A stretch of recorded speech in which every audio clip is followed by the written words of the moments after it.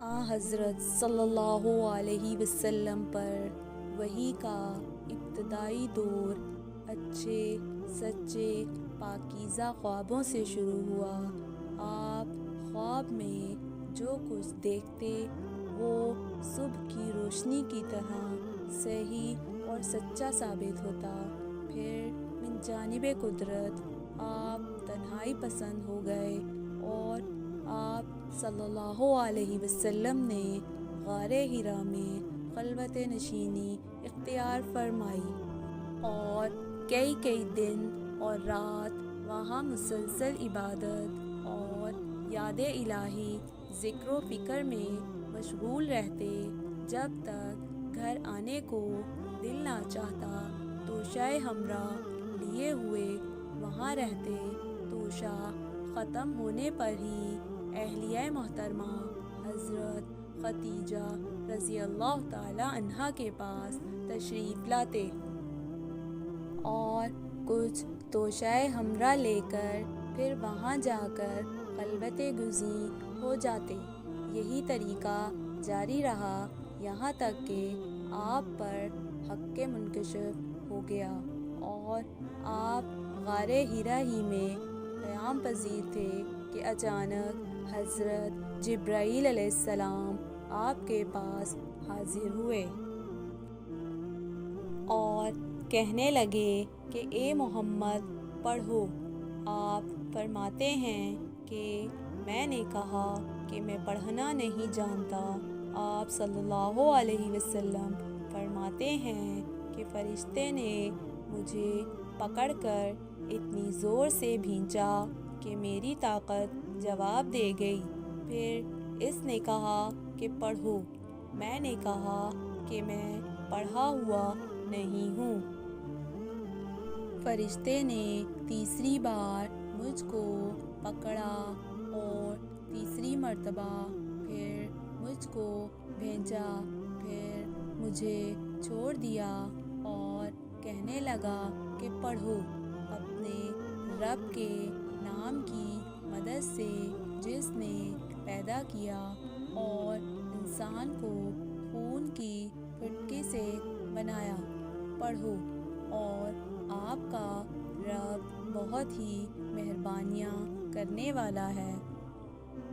پس یہی آیتیں آپ حضرت جبرائیل علیہ السلام سے سن کر اس حال میں غار حرا سے واپس ہوئے کہ آپ کا دل اس انوکھے واقعے سے کانپ رہا تھا۔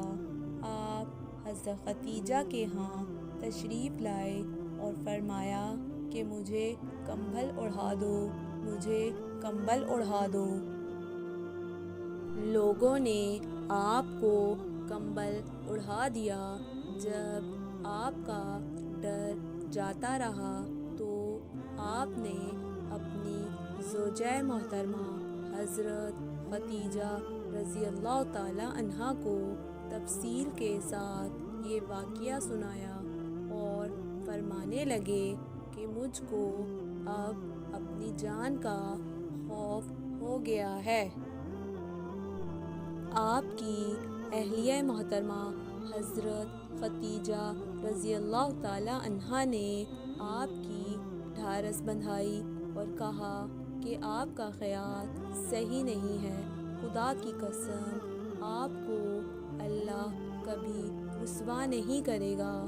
آپ تو اخلاق فاضلہ کے مالک ہیں، آپ تو کنبہ پرور ہیں، بے کسوں کا بوجھ اپنے سر پر رکھ لیتے ہیں، مفلسوں کے لیے آپ کماتے ہیں، مہمان نوازی میں آپ بے مثال ہیں اور مشکل وقت میں آپ امر حق کا ساتھ دیتے ہیں۔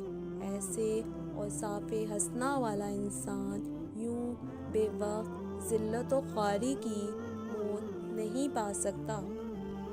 پھر تسلی کے لیے حضرت خدیجہ رضی اللہ تعالی عنہا آپ صلی اللہ علیہ وسلم کو ورقہ بن نوفل کے پاس لے گئیں، جو ان کے چچا زاد بھائی تھے اور زمانہ جاہلیت میں نصرانی مذہب اختیار کر چکے تھے اور عبرانی زبان کے کاتب تھے۔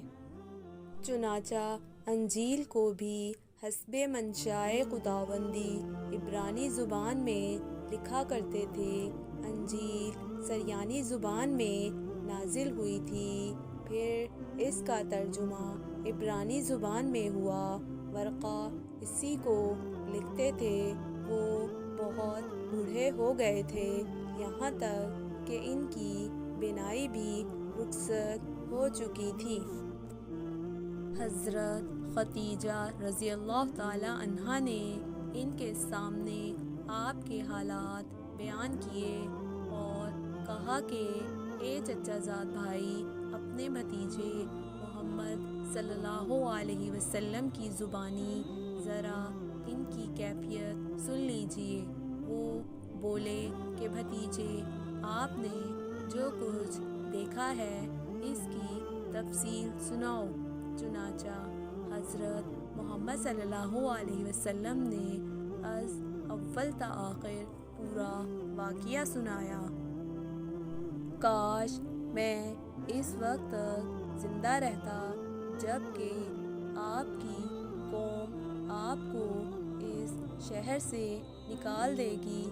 رسول کریم صلی اللہ علیہ وسلم نے یہ سن کر تعجب سے پوچھا کہ کیا وہ لوگ مجھ کو نکال دیں گے، حالانکہ میں تو ان میں صادق و امین مقبول ہوں؟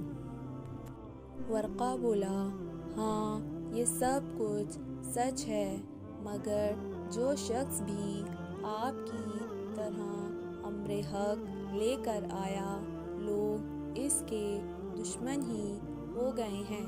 اگر مجھے آپ کی نبوت کا وہ زمانہ مل جائے تو میں آپ کی پوری مدد کروں گا۔ مگر ورقہ کچھ دنوں کے بعد انتقال کر گئے۔ پھر کچھ عرصے تک وحی کی آمد موقوف رہی۔